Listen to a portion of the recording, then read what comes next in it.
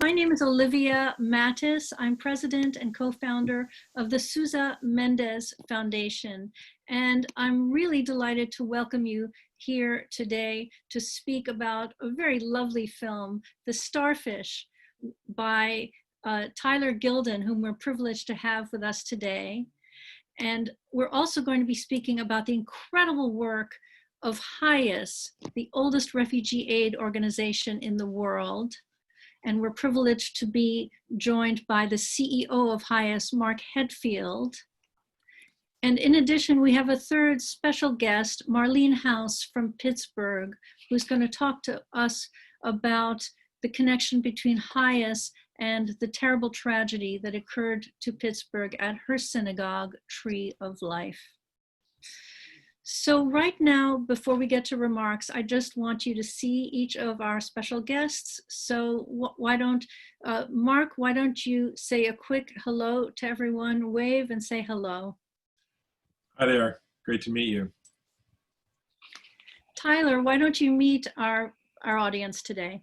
Hey, what's going on? I'm Tyler, the filmmaker, and really appreciate those of you who watch the film and looking forward to discussing a bit. And Marlene Haus, why don't you also greet our Good afternoon, everybody. I recognize some names from other films that we've had. I'm happy to be here too. Wonderful. So today's event is part of a series of beautiful stories of hope that we've been sharing every Sunday during this COVID stay-at-home period. And so for those of you who are new today, I would like to encourage you to sign up for our upcoming programs. We currently have 3 programs that are upcoming. Next week, we are paying tribute to 4 diplomats who saved lives during World War II. And those diplomats are Aristides de Sousa Mendes of Portugal, whom we honor with our foundation, the Sousa Mendes Foundation. Then Karl Lutz of Switzerland, who acted later in the war in Budapest, and we're doing the program in partnership with the Karl Lutz Circle in Switzerland. In addition, we are paying tribute to the American Hiram Bingham, and will be joined by his daughter, Abby Bingham Endicott. And the 4th diplomat we will be paying tribute to was actually a German diplomat. His name was Georg Duckwitz, and he nearly single-handedly rescued the Jews of Denmark in a really remarkable story. And we will be joined by one of those Danish Jews, Leo Goldberger, who today is a retired professor at NYU, born in Denmark, and was 13 when he was personally rescued by Georg Duckwitz. So he'll be there to give a testimonial. So that will be, I think, a very, very interesting program. Unlike today, that will be a ticketed event. So, but the price of the ticket is whatever you wish it to be. We do recommend $18, which represents life, the number high, but feel free to choose a price that's less or that's more, whatever is comfortable for you. Then let me tell you about 2 other programs we have following our next one. So the one following is we take you to Cuba. It's called Cuba's, see, now I'm blanking on the name. It's about refugees who settled in Cuba during World War II.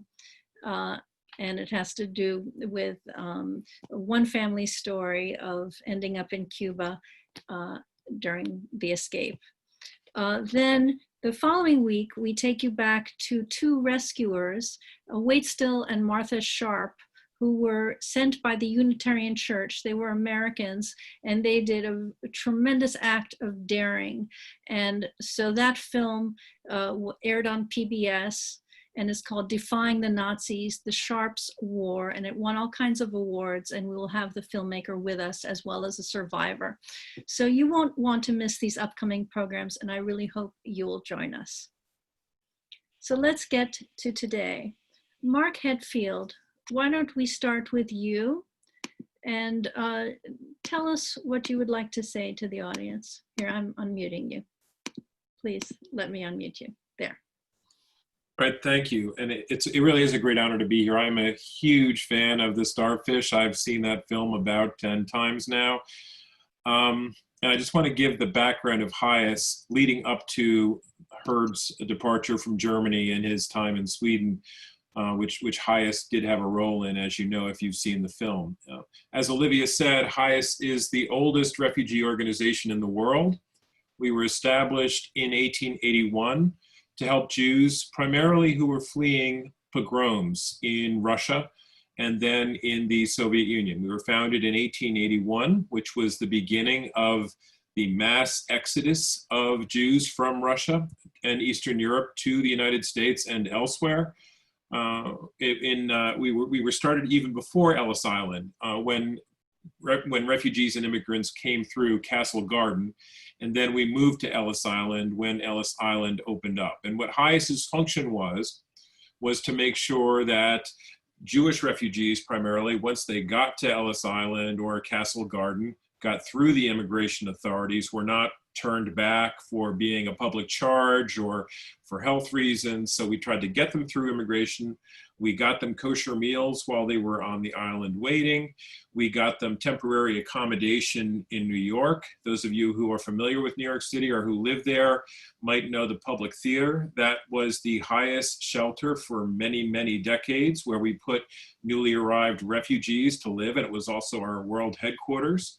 And then we would get them train tickets to other destinations in the United States to try to get as many as possible out of New York and to other cities around the country. Now, from 1881 to 1921, the first 40 years of HIAS's existence, the American Jewish community grew from just around 250,000 people to nearly 3 million during that 40-year period. Most of that was due to this mass migration of refugees. But then something happened in 1921, and that was America was going through a period not unlike a period that we're seeing now, where many Americans, Congress, were tired of refugees. They associated refugees with as bringing problems to the United States rather than understanding that they were fleeing those problems. So refugees became conflated with the problems of Europe, with the problems of the old world. And there was a big movement in this country to basically close the door. Initially, it was temporary. So in 1921, Congress passed the Emergency Quota Act, which basically reduced the established immigration quotas for the first time on the basis of nationality, and then also required visas, required that you get permission to come to the United States before you get on that boat. These were both new requirements for most refugees and immigrants. And what it really was a blatant attempt to limit mass migration of Jews and Southern Europeans, people like Italians. It was basically like a Jewish and Catholic ban of trying to ban immigrants of those faiths and ethnicities from coming to the United States. So HIAS then had to become an international organization. We had to establish offices in Europe because we could no longer wait for people to arrive in the United States because they couldn't get here. So we had to help them get visas to the US, or in many cases, especially in the 1930s after the Nazis came to power, get visas to any country that would take them. And so we established HIASs in many countries in South America. We eventually had outposts in the Far East, including in places like Shanghai and Japan, to help Jews who were fleeing there, to help them get at least temporary refuge there from Europe. And then, of course, in many cases, and this is again a phenomenon that we're seeing today, people who couldn't leave Germany or who couldn't leave Germany with their children would try to get their children out through separate means. And you might have heard of the Kindertransport. And this was an effort by primarily the United Kingdom, but also Scandinavia, the Scandinavian countries, and France were part of this effort as well, but mainly the United Kingdom. And this brought out about 10,000 children from Germany and Austria and Czechoslovakia to primarily the United Kingdom.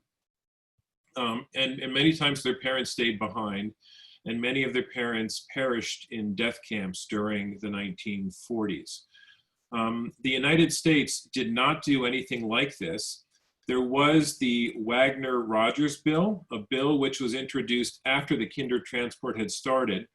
And the intention of the Wagner-Rogers bill was to do something like what England had done and try to provide an escape route for children from Nazi-occupied parts of Europe to get them to safety into the United States. And if the Wagner-Rogers bill had passed, it would have allowed 20,000 children to come here.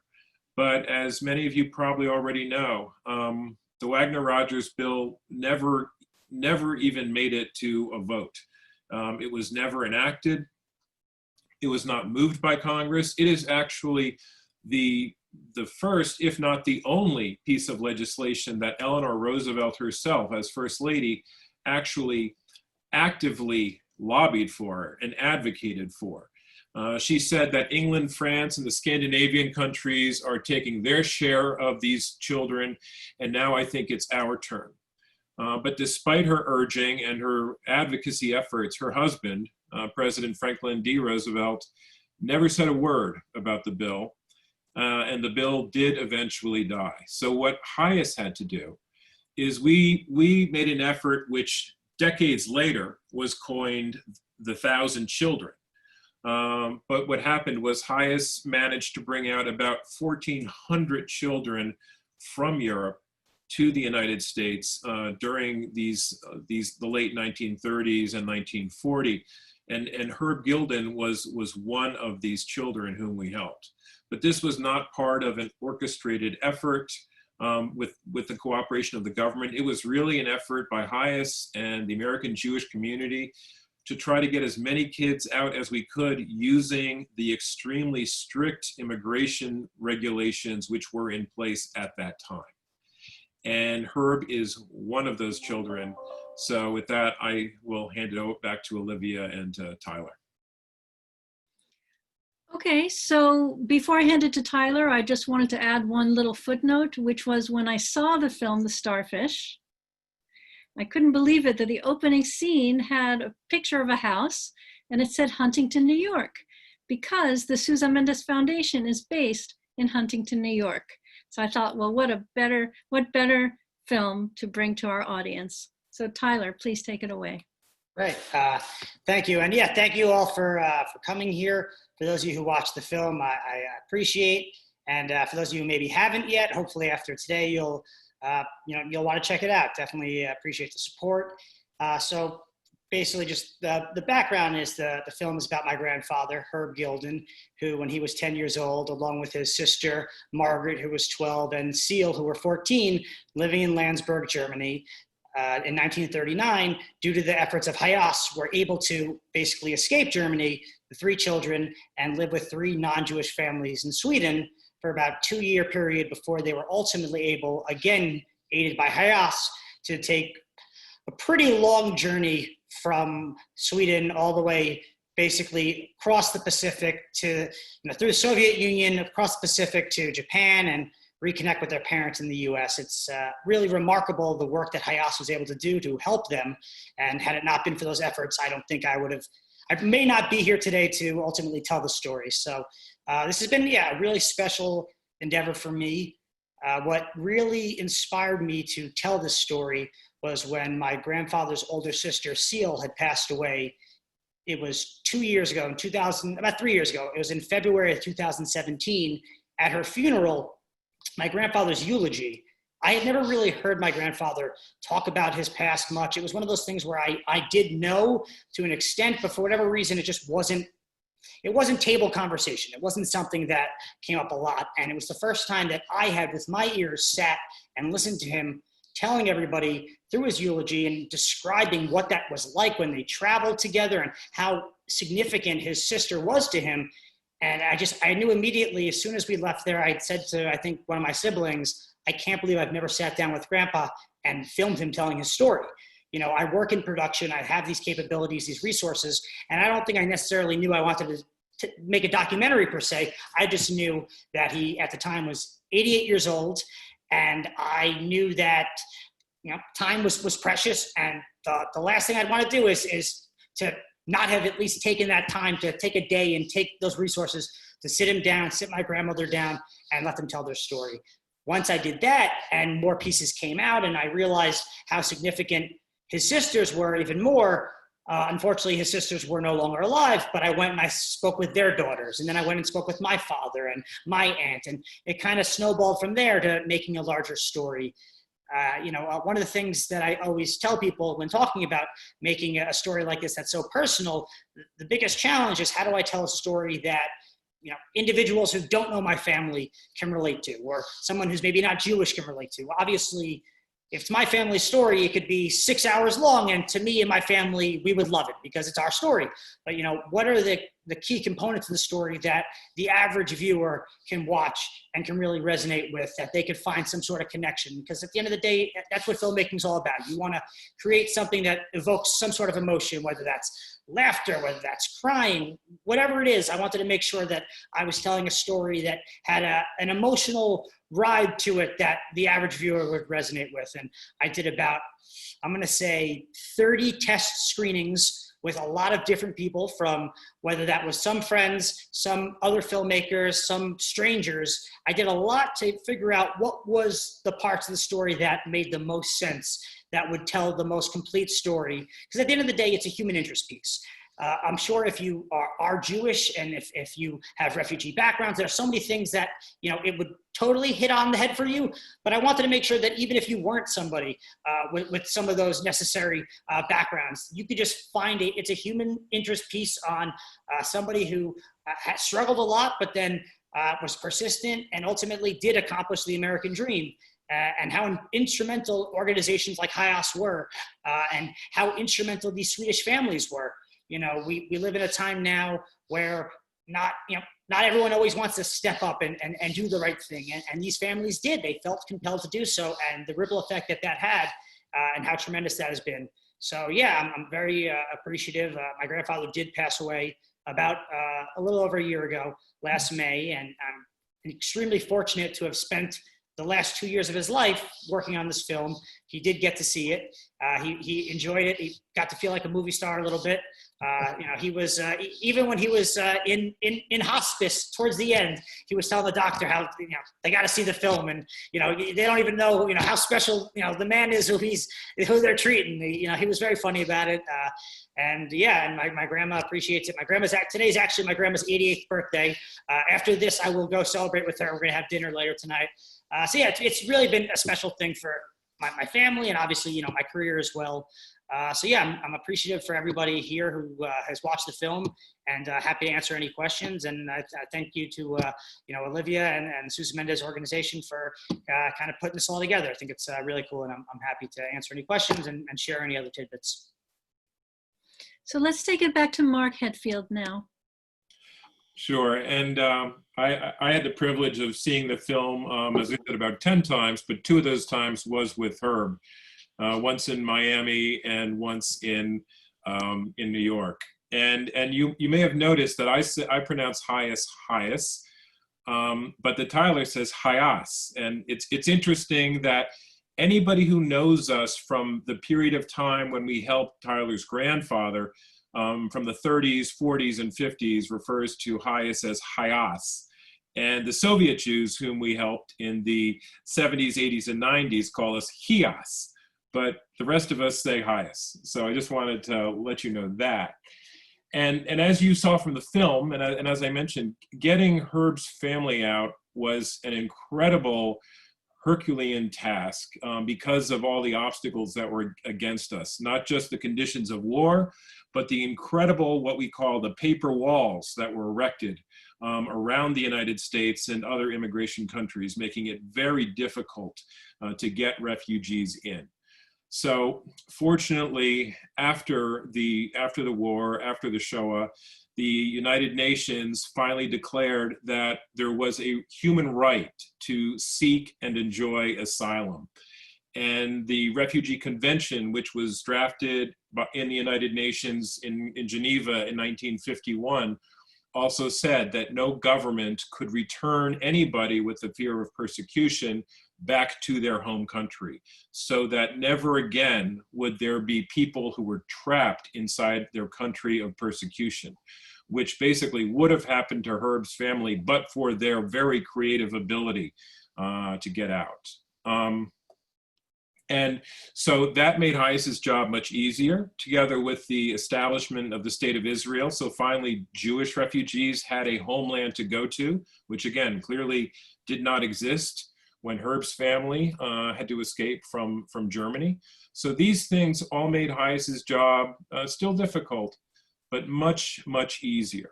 And while we continue to rescue Jews primarily, for the next 50 years. We had massive numbers of displaced persons from the DP camps in Europe.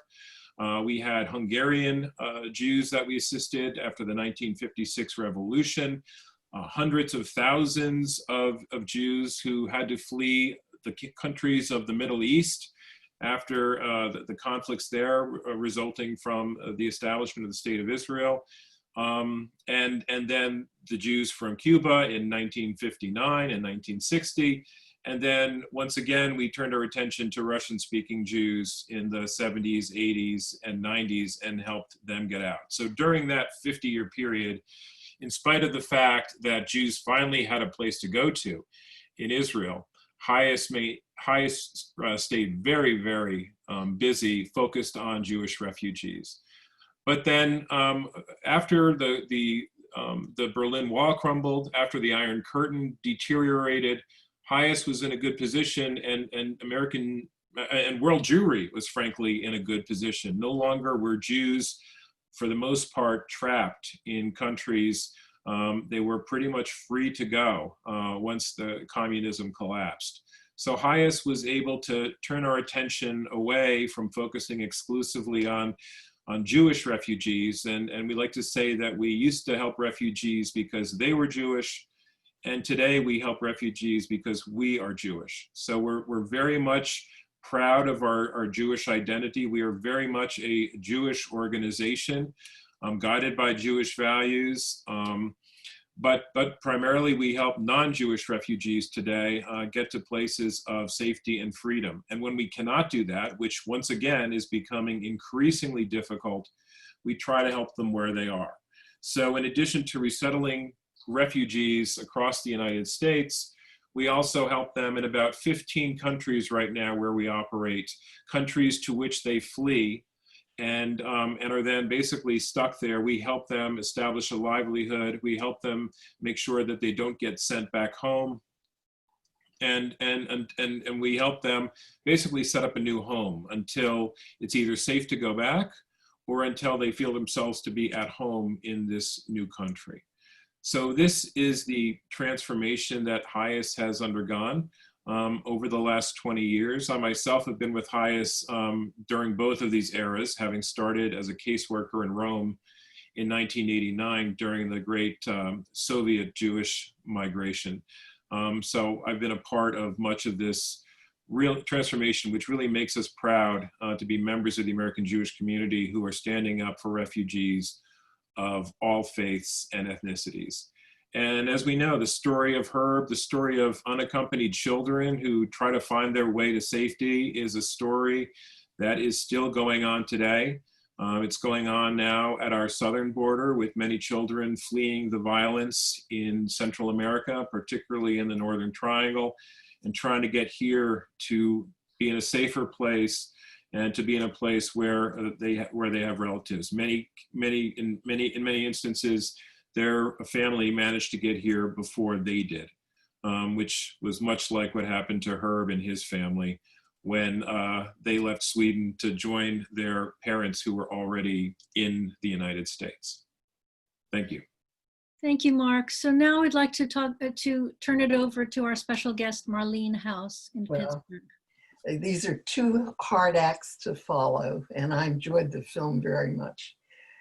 So we still have a problem with immigration in this country and anti-Semitism, which I think is, the terms can be equivalent. And what happened in Pittsburgh you may all have read about it. It was national news for so many weeks and still is. Tree of Life was one of 3 synagogues in a building. We were the landlords, Tree of Life. Dor Hadash, a Reconstructionist synagogue, was there, and a more conservative synagogue than Tree of Life was New Light. So the 3 met on Shabbat morning, October 27th. And the shooter, who we have deigned to mention his name at all, although I could tell it to you, was prompted not by HIAS as much as he was. We think he listened to the alternative internet and heard that hordes were coming from South America, which you probably know about, Mark. And he must have been communicating with other people that this was that the whites in America were going to be overrun by non-whites. And so he drove up to the synagogue that morning. I myself, services started at 9:45. I was 10 minutes late, so I missed the whole thing. And he was there right on the dot. We think that he had cased the joint in some way beforehand because he knew exactly where to go and when to come. And he just opened fire in the hallway, Tree of Life Chapel, where services were. He broke into there and just started shooting randomly. Then the Dor Hadash people heard the noise, and 2 people came out to inspect. They were shot.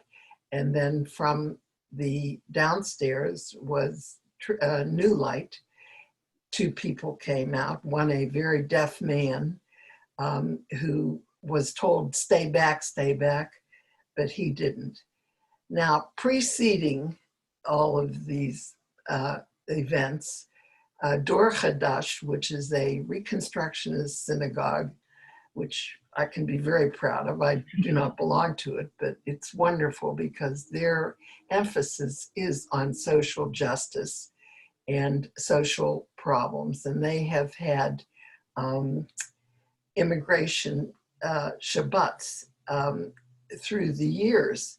And 2 weeks prior to this shooting, there was such a Shabbat where they discuss this the situation. And of course, at that time, that horror at the border, which you were mentioning, Mark. And so that's what really triggered him. We can't blame HIAS, we can't blame anything. It was a subject that needed to be talked about and still needs to be talked about. Some good things, if you can think about it, have resulted from this shooting. First of all, a Tree of Life became the symbol because I think it was easy for the press rather than naming all the 3 synagogues. And our Rabbi Myers, rose to the occasion. He came there he had just been there for a year and a half, and he had been interviewed. I'm sure you saw these all over the world. We heard from people from every congregation you can imagine, small, large, Europe, South America, Australia. And the community itself began to have programs on immigration, all the churches and the synagogues and organizations. And I would say that was a positive thing. At the Jewish Community Center, Mark, which you probably know, they have what's called the Center of Loving Kindness. And people are reaching out to other communities, non-white communities. National Council of Jewish Women, which I happen to belong to, has a back to school clothing and book bag program for people referred by the immigration. I don't know if it's HIAS, but it's the immigration branch of the Jewish community to make sure that the children had proper clothing and not hand-me-downs, new things to go back to school. I hope they are able to go back to school. And then we got many artifacts, many, I think teachers throughout the world used this shooting as a teaching lesson. And I can show you that this shirt, I'm wearing one, and I don't know whether you can see this. This was the logo, Stronger Than Hate. And it was everywhere, kippas and baseball caps and t-shirts and signs in windows of all stores in Pittsburgh. It became a tremendous slogan. So that was one of the good things. I also can just show you one of the many things that I think was made by a school child from Connecticut who did not give me his return address so I could thank him, but were distributed to us, Tree of Life, and funds were raised for that. The sister of the two boys, two brothers that were shot, worked for the Steelers, and all that. She rallied all the sports people, and they came willingly, and they were just terrific. We hope, since we got so many beautifully art pieces and handmade pieces that you could see were made from the heart. I was telling Olivia about this one, a non-Jewish woman who must be somebody's grandmother, knitted 11 white roses with the names of each of the victims in a knitted vase. I mean, that really impressed me. So we plan in the rebuilding of Tree of Life building, which is unusable now because of this shooting and is still considered a crime scene. We plan to make a museum of all these beautiful things and tributes that were sent to us. So that was some of the good things. I think this and the pandemic have united our community. I don't know whether, I know you people are from all over the country. It just seems to be an awareness. Everybody's awakened to problems that this country is. And my father was an immigrant, and he didn't want to live anywhere else and he wanted to be a good Yankee Doodle. But I think that there are underlying problems and anti-Semitism in the country, which I think people are becoming aware of. And now it spilled over into the Black community. So nobody's perfect. And I'm happy to talk to you about it, and I'll answer any questions. Unfortunately, I did not attend the HIAS program of Dora Dash, but I do have close friends that are involved in that. So that's my story. Thank you, Marlene, for sharing that very terrible story that we all witnessed. So Tyler, let's take it back to your film. What do you think are some of the lessons of your film to today? Sure, yeah. No, I think obviously the film is a period piece, but I think it's very relevant today. I think it's the idea of empathy, human kindness, and just the importance of help from strangers. You know, as I mentioned a bit earlier, these Swedish families, you know, did they have to take in these children? I'm sure they didn't, but they did. And, you know, when they were doing that, what you have to understand is the chances of, and Mark could possibly speak to this more than I can, but the chances of my grandfather and his sisters ever reconnecting with their biological parents had to have been significantly low. And these Swedish families, when they took them in, they were taking them in as children, as, you know, you are now my son. You know, the Silo family, it was actually, as I learned later, devastated when my grandfather left them to finally journey to America to reconnect with his biological parents, because when they took him in, they didn't think this was temporary. They thought they were adopting a son. So, you know, these individuals, these families who stepped up, and I think that's just so important. And today, with everything going on in our world today, you know, whether it's as simple as wearing a mask, and I know that's you know, somehow has become a political issue, which is nonsense. There shouldn't be a political issue about it. It's the idea that if you can help one person, you know, isn't that enough? And I think that's the idea of the Starfish, the parable itself, and in the film is that if you can make a difference to one person, you've made a world difference to that one person and the ripple effect it can have. So I think with everything going on and with Black Lives Matter and the pandemic and just people realizing to maybe step out of their comfort zone a little bit and maybe speak up a little bit about something they maybe didn't before, or to make that small little inconvenience on themselves because it might do better for the greater good. So I just think that's very relevant today. And I'm glad that, you know, that kind of analogy and hopefully metaphor can come from people who watch the film. And obviously it's very much about events that took place over 70 years ago, but also I do think it's relevant today in that regard. So yeah, I'm glad if people can kind of take that away, just the idea of human kindness and the ripple effect that it can have. And if, I think my grandfather says in the film, him and his sisters, they were those starfish who got thrown back and given a second chance. And I think throughout his life, he thought about that, and whether it was growing his business or whatever else he could do, or donating to HIAS, not HIAS, HIAS. Now I know the proper, it's funny. I always say HIAS because my grandfather said HIAS, but I will now move forward saying HIAS because now I know the proper way to say it. But yeah, no, I'm glad if that can resonate with people today. That's really important. I wanted to emphasize something, Mark, you mentioned.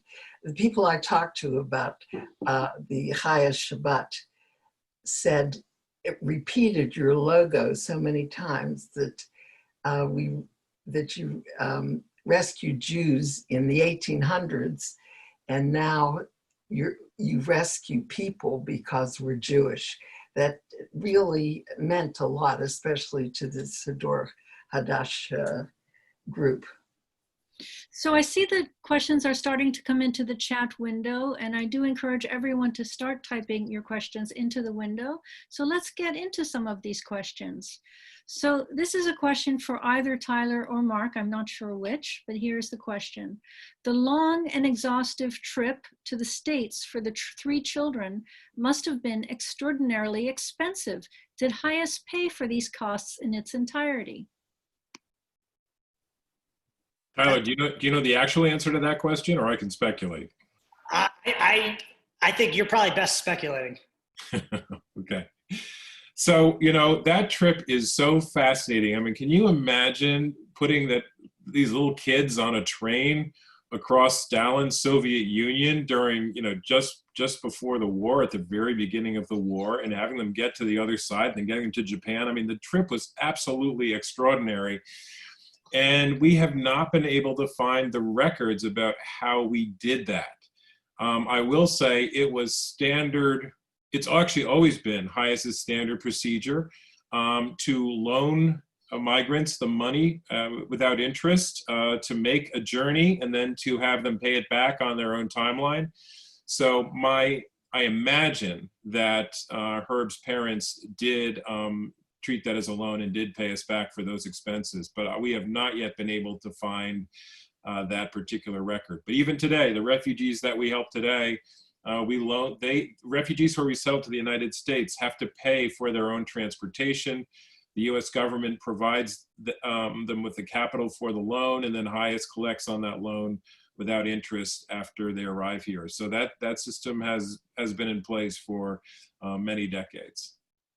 Okay, here's the next question, also for Mark. Did HIAS help the many Polish Jews who were forced to leave Poland in 1968? Oh, yes, we did. That's a good question. HIAS helped a lot of Jews in Eastern Europe. And what they did was we would get them to Vienna. And this was a standard procedure for a long time.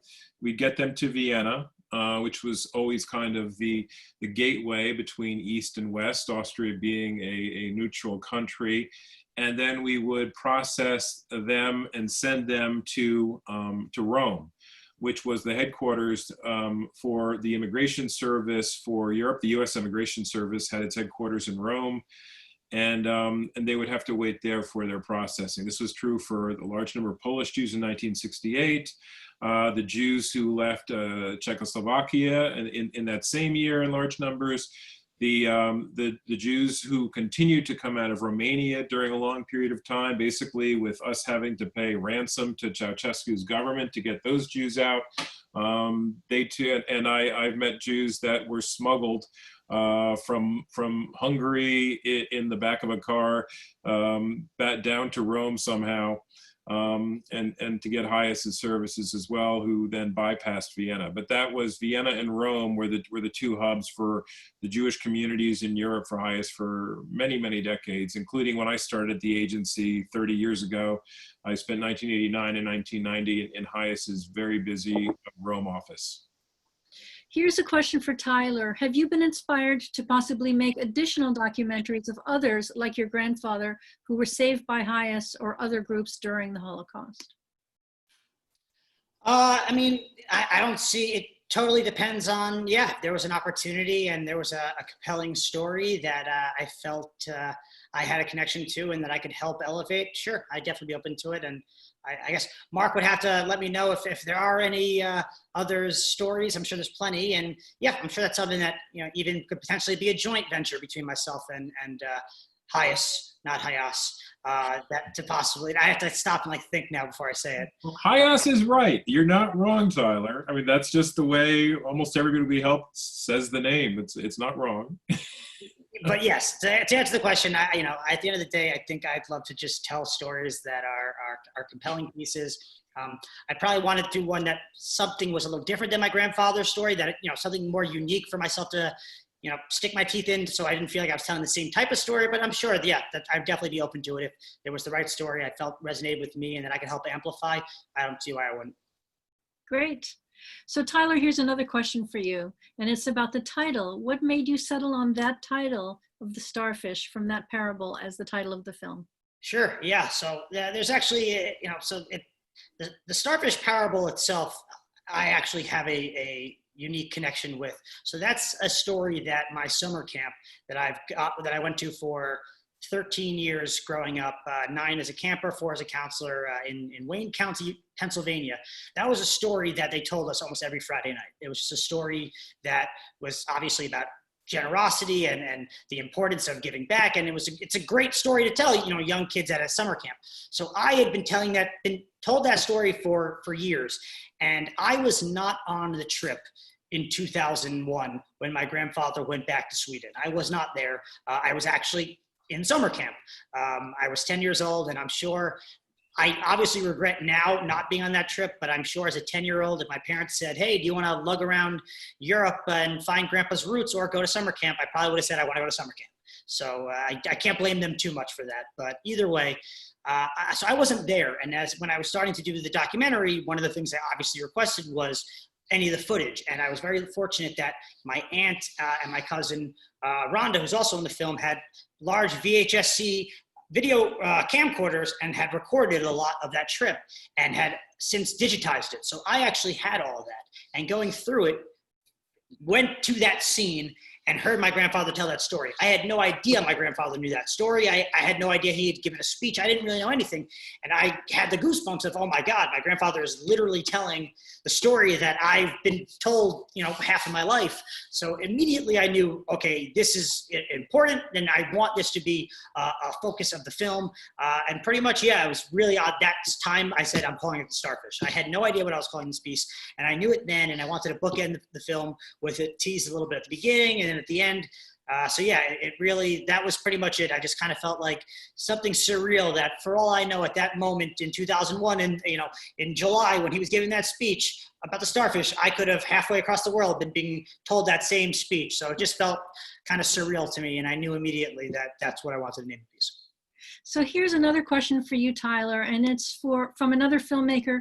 Actually, it's from the filmmaker of the film we're showing in 2 weeks, which is Cuba's Forgotten Jewels. And the filmmaker is Judy Kreith, and she has this comment and question. She says, such a beautiful film. Could you tell us about the miniature train in your grandfather's house?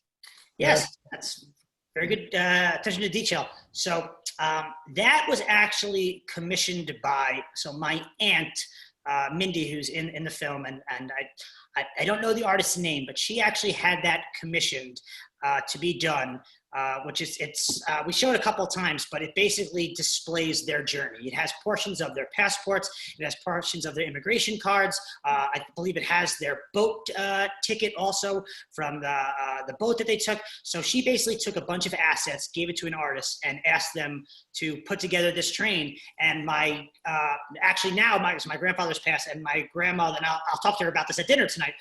When they sell the house that they're currently in, the plan is to eventually donate that to, I believe, one of the Holocaust museums. They want that to go somewhere. But yeah, it's a really special thing. And if they don't do it, I'm going to take it and personally keep it. But I think it'd be nice probably to donate it.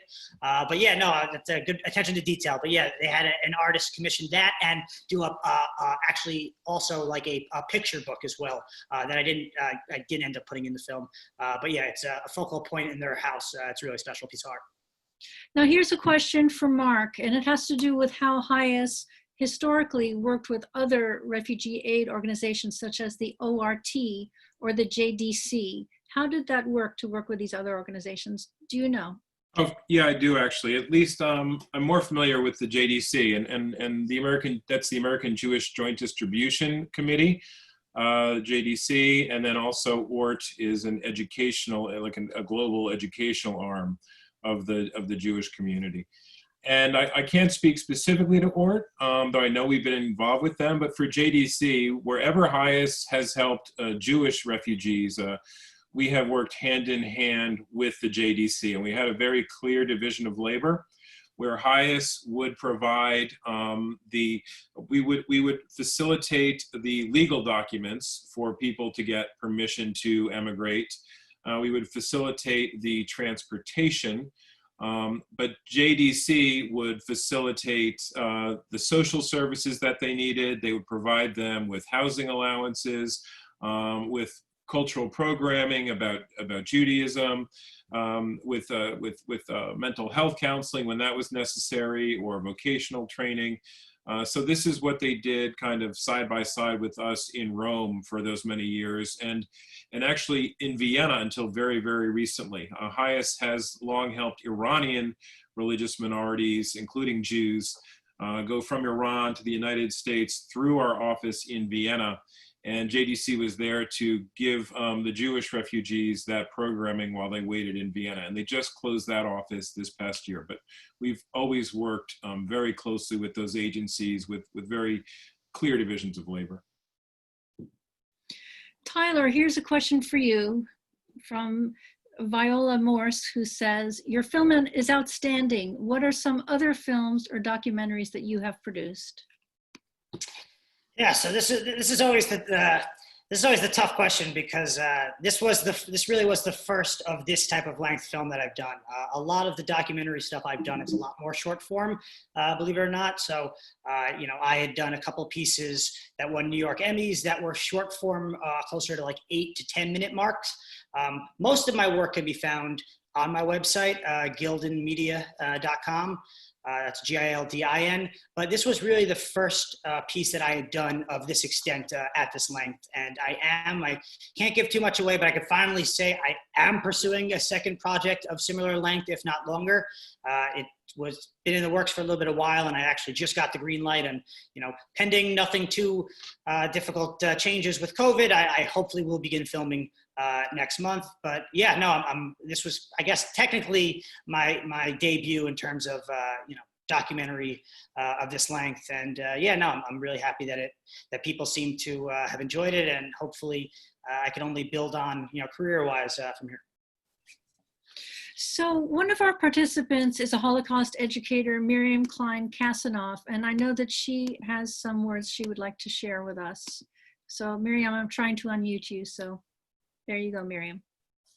Thank you. I appreciate your saying that I'm an educator. That's very important. But more important for this discussion is I might be, I don't know, the only child survivor on board here today who escaped through HIAS, through Lisbon, Portugal. And I'm so glad that you gave me a chance to speak for a minute, because I do have a question and a comment to Tyler. I love the film, and I have already emailed all my teachers in Miami-Dade County Public Schools that they're to use the film in the classroom It is perfect for classroom use. It's beautiful. And I have a film for you, my story. Mark, I'm so pleased to meet you. I got all my papers. I escaped from Lisbon on the Ciudad de Seville, and I was able to get all those documents through Valerie Bajarov, who I understand you know and worked with, had to come to New York to the HIAS office, spend 2 days there. And now I travel all over the country telling the story. As a matter of fact, tomorrow I'll be telling it on Road Scholar at 2 p.m. So my question to you is about the money, because I've researched this very heavily and I have all my documents and everything. Our family of 4 had to pay $1,000, which was a lot of money at that time, which answers a lot of the questions about why didn't Jews leave and why didn't they get out. But what I also found out was that they had a processing fee of $300. And I'm kind of laughing when I say this, because I always say, no matter what, there's always a bureaucratic fee. Last year, I gave my talk in Chautauqua, and a gentleman came up to me, and it was the first time in 20 years of my giving my talk, which is, I know, historically accurate, that I was absolutely wrong. He works very closely with HIAS, and that HIAS never charged a processing fee. And it's bothered me since, because I always like to have the correct answers. Do you know the answer to that any more than anyone else? Yeah, that's a good question. And it really depends. I wouldn't say we've never. I know, for example, we do charge a processing fee for Iranian refugees, right? So when they come in, they have to give us a deposit and an administrative fee to administer that. So there are user fees. Other times, the government often requires that somebody pay a fee, and HIAS may forward that fee and then require the applicant to pay it back. And as I said, we routinely loaned refugees money to travel to the United States, either with our own funds or with US government funds, which is how it works now. And then we do require paying back. But, you know, but also if you go to most of our offices around the world, I can see why he would say that. There is signage everywhere that says HIAS's services are free. If you are asked for a fee, do not pay it and let management know. So that is the general rule. But you know, again, there are certain cases where we do. So it's a over 140-year history. It's a very complicated answer. So you both could be right. Okay, so we just have 6 minutes left to our hour. And so I'm going to give our 3 panelists a chance to say some short final thoughts, starting with Mark and then going to Marlene and finishing with our filmmaker, Tyler. Sure. Okay. And I just want to say that to me, the most important message in Herb's film is just the timelessness of the refugee issue, how this was very much a problem, a huge problem in the 1930s when Herb escaped, and it continues to be a problem today.